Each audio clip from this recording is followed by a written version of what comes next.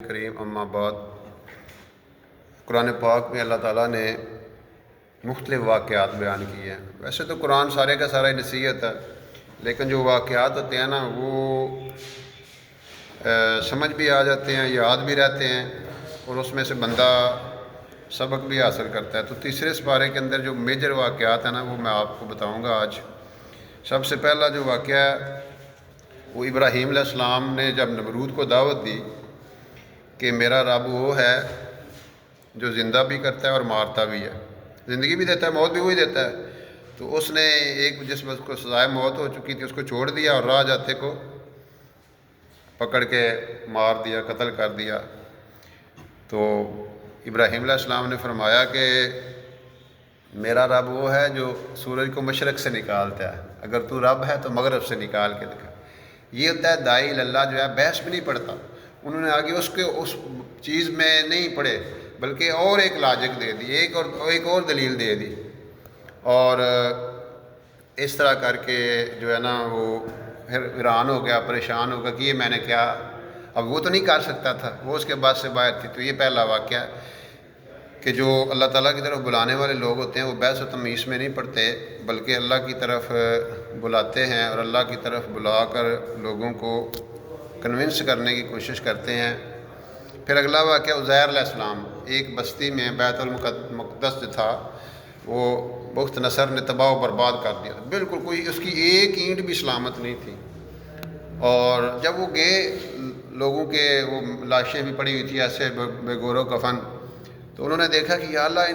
یہ کیسے زندہ ہوں گے، دوبارہ تو ان کو کیسے زندہ کرے گا۔ بندہ ایک دم یہ کویسچن ہر دور میں رہا ہے کہ لوگ سوچتے ہیں کہ مرنے کے بعد دوبارہ زندہ اللہ کیسے کرے گا، یہ ہر دور کے لوگوں کا یہ رہا ہے۔ تو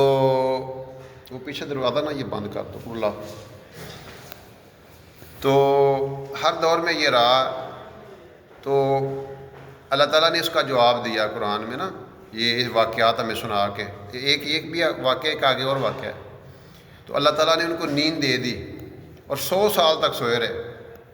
اپنے گدھے کو باندھا تھا اور اپنا جو کھانا تھا وہ درخت کے ساتھ، اور پونا جیسے پونے ہوتے ہیں، پونے روٹی سی تو سارا کچھ، تو 100 سال کے بعد جب اٹھے تو اللہ تعالیٰ نے پوچھا کتنا عرصہ سوئے رہے، تو کہنے لگے ایک دن یا دن کا کچھ حصہ۔ اب گدھے کا کھوتا اس کا نام و نشان ہی کو نہیں ہے، اور جب کھانا چیک کیا کھانا بالکل تازہ فریش، 100 سال بعد بھی کھانا ایسے ہے جیسے ابھی رکھا ہے، اللہ کی قدرت ہے۔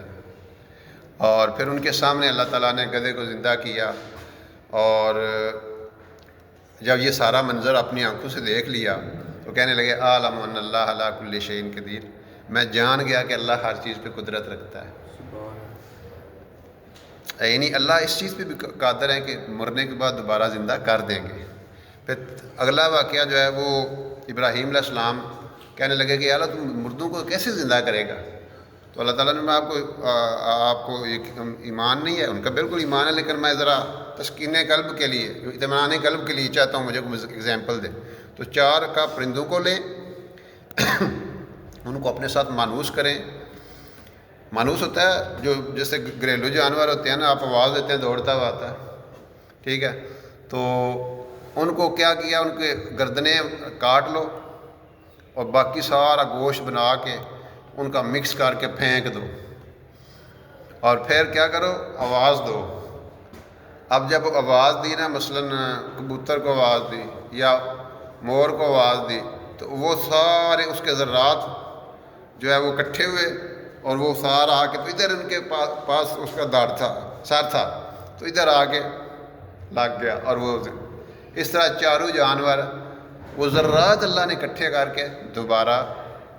ان کے سامنے کر دیے، اور فرمایا کہ یہ جان جاؤ کہ ان اللہ عزیز حکیم، اللہ تعالیٰ ہر چیز پر قدرت رکھتا ہے۔ تو یہ اللہ تعالیٰ واقعات ہمیں بتا کے یہ سمجھانا چاہ رہے ہیں کہ اللہ کے لیے کوئی مشکل نہیں ہے، کہ اللہ رب العزت جو ہے وہ اپنی قدرت کاملہ سے ساری دنیا کے انسان جو ارب ہا انسان ہیں جو ختم ہو چکے ہوں گے ان کو اللہ رب العزت دوبارہ زندگی دیں گے، اور پھر یعنی اللہ رب العزت کے سامنے